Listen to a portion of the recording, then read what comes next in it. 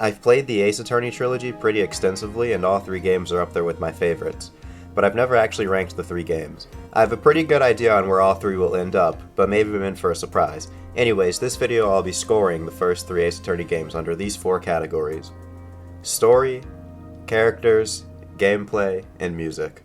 And so we begin with Phoenix Wright Ace Attorney.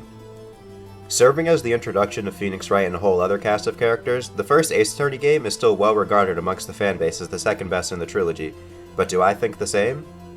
Starting off with the story, the main conflict and character arc revolve around Edgeworth and his relationship to Phoenix. The main story of the game is Edgeworth's path to redemption, and I think they did very well with the constraints they had to deal with. The main villain of this game, Manfred von Karma, is pretty fantastic for only being in one case. He's the toughest prosecutor Phoenix has to go against in the trilogy, shutting him down at every turn, and literally tasing him to steal evidence. I'll give the story here an 8 out of 10. Moving on to the characters, the game does a pretty good job with them as far as I'm concerned. My one complaint is that Phoenix isn't a big focal point despite being the main character, but they do him better in the next two titles. As I talked about in this video, up in the card, Edgeworth is the main star of the game here, and he has a nice, rewarding arc that carries on throughout the series. The other main character in this game, Maya, fills the sidekick role fantastically, and her sibling-like relationship with Phoenix is great. The side characters in this game are decent. We get recurring ones like Larry, Old Bag, and Lotta Heart, all of which I like. The forgettable side characters are, as expected, forgettable. Another 8 out of 10 here. The gameplay in the first game is pretty bare bones in comparison to what comes later. This one is an issue in every game, but I feel like in this one it's more apparent that the investigations feel really long and boring, especially in Turnabout Samurai and Rise from the Ashes. There isn't really much to talk about here. The trial sections are objectively the best part of the game, but they're similar to every other trilogy title. One complaint that persists throughout the three games is that sometimes you can present a contradiction and either the game didn't notice or didn't want you to present it yet. I'll give it a 6 out of 10. The music. Oh man, the music. It's absolutely fantastic in this game. The standout tracks for me are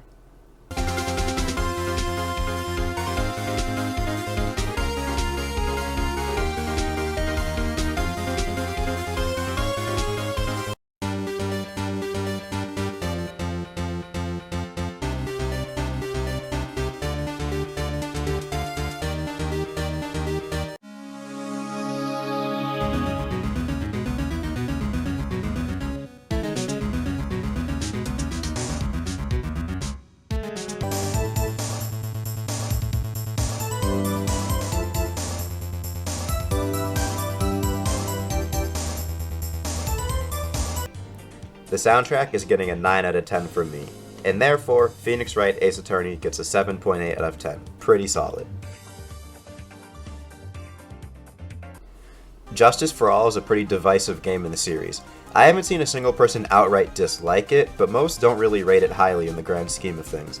Let's see how I rate it, starting off with Justice for All's story is kind of hit and miss. It has two of my personal favorite cases and two of my least favorite. The main plot element that goes over the game is Edgeworth's disappearance. It's played like it was a suicide, but to be honest, I never once fell for it, and I'm sure others feel the same. I'll give the story here a 7 out of 10, but it's really being carried by cases 2 and 4. If they were average, this game would get a 4 or a 5 in this category. The characters are another thing that's hit or miss. The prosecutor for this game is Franziska von Karma, and I think she's pretty well written. Not as good as Edgeworth in the previous game or Godot in the next, but she's solid enough. The new addition to Nick's harem of young girls is Pearl Faye, sister of Maya Faye. I like her. She's just an adorable little kid, and she fits right in with Phoenix and Maya. However, the side characters are pretty goddamn annoying, especially in Turnabout Big Top. The characters for me get a 6.5 out of 10. Not much wrong with that, it's a pretty average score. Gameplay is the one aspect where everybody can agree Justice for All takes a step over the first game. With the introduction of psych locks, investigation segments are way less boring. Still boring at times, but not to the degree that they once were. The trial segments still have the same flaws for me as the first game, but they remain objectively the best and most entertaining part of the games. Gameplay takes a slight step up here to a 7 out of 10. Finally, music. It definitely took a bit of a step back here in comparison to the first game. It's still decent, but like the rest of the game, it's hit or miss for me. I straight up don't like the cross-examination themes, for example. The standout tracks for me are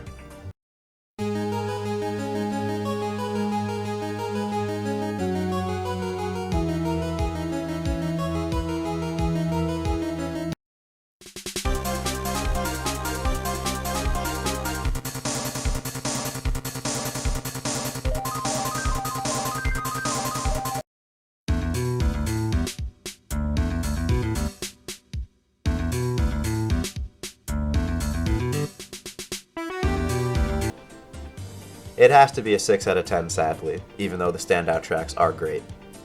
And with that, Justice for All gets a score of a 6.6 out of 10, and if you don't like that score, just round it up to a 7. And finally, on to what myself and many others consider the best of the bunch, Trials and Tribulations. The story for this game is easily the best of the 3 games. It does fall slightly short in not being self-contained. You need to play the other 2 games to fully grasp everything, but you probably aren't playing this game if you haven't played the other 2. The ending ties up all the loose ends from the first 2 games, especially the ones in Justice for All. While that game's story is basically Phoenix discovering what being a lawyer means to him, this one is about his independence. At the end, he finally manages to do it himself. Mia is no longer there to give him the help that he needs. This is a major point in the final trial where Godot essentially tells Phoenix that he needs to man up and do things without Mia, and he does. Unless you get the bad ending, then he doesn't, but still. The story in Trials and Tribulations gets a 10 out of 10. The characters in Trials and Tribulations are another high point for the series. Sure, there's annoying characters for sure, but it's definitely not as bad as Justice for All. Godot, legendary prosecutor who has never lost nor won a case, serves as the secondary antagonist for this game. He's widely regarded as one of the best characters in the series, and I have to agree. He's got a fun quirk with his major coffee addiction, and now that I think about it, even in the flashback case he's pretty fit despite the fact that he can chug down 20 cups at trial. Unrealistic. He's a tragic character with the whole being poisoned by the Ace Attorney equivalent to Satan, and his lover dying while he was in a coma, but I'll get to that in another video. Speaking of that equivalent to Satan, we have the man antagonist, Dahlia Hawthorne, a seemingly cute, sweet young girl that is very obviously evil from the very beginning. She'll also be getting her own video at some point. She's definitely the most built antagonist in the trilogy, and probably the entire series as she appears in half the cases, 2 past and 1 present. Feel free to disagree with this assessment, but I do have to knock her off a bit of a character because I feel she's kind of pure evil with little motivation behind it. Psychopaths exist in real life, yes, but I don't think it works as well as it could here. This opinion may change when I look deeper into her character, though. This paragraph is as long as the previous character assessments combined, so I'll just move on along and give Trials and Tribulations characters a 9 out of 10. Thankfully, I can make up for lost time here as the gameplay in Trials and Tribulations is pretty much the same as Justice for All. Though I will say, this is just a feeling that I had while playing, but the investigations don't drag as much as they do in some spots of Justice for All. Therefore, I'll bump the score up slightly to a 7.5 out of 10.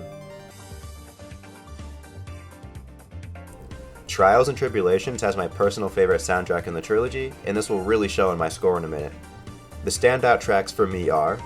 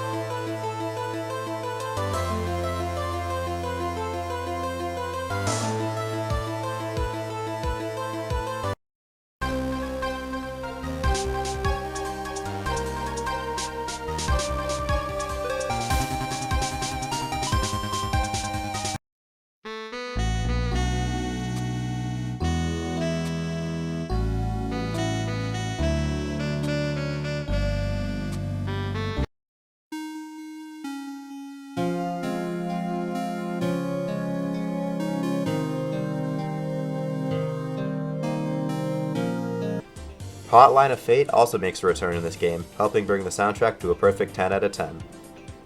Therefore, the final score for Trials and Tribulations is a 9.1 out of 10, making it the best game in the trilogy, but I don't think anybody is surprised.